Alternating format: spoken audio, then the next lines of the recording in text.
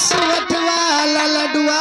क्या बात है? ए उस्ताद, बड़ी भाग होते तो सोट के लड्डू खाई मिलते हो। बतिया तो सही है मेम साहब। और सुवट वाला लडुआ, सुवट वाला लडुआ, सुवट वाला लडुआ।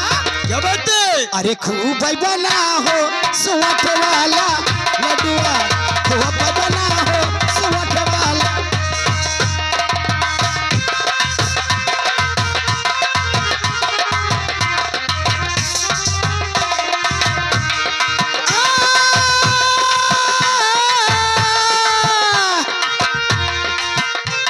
सुवट वाला लडुआ, सुवट वाला लडुआ, खूब बना हो सुवट वाला लडुआ, खूब बना हो सुवट वाला।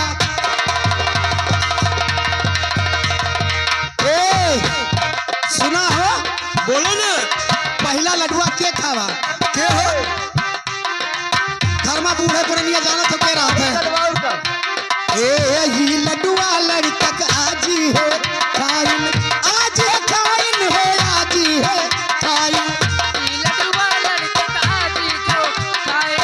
आज है खाइन लड़कक बाबा है खाइन। दाना के दाना, दाना के दाना, लील बना हो सुवट वाला लडुआ, खोप बना हो।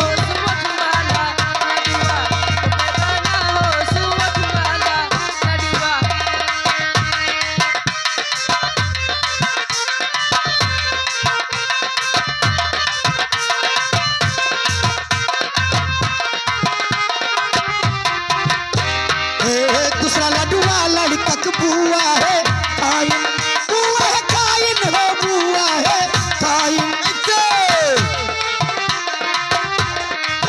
दूसरा लडुआ लड़कक बुआ है खाइन, बुआ है खाइन लड़कक फूफा जो खाइन। ओ दाना के दाना, ओ दाना के दाना, लील बना हो सुवट वाला लडुआ, खोप बना हो।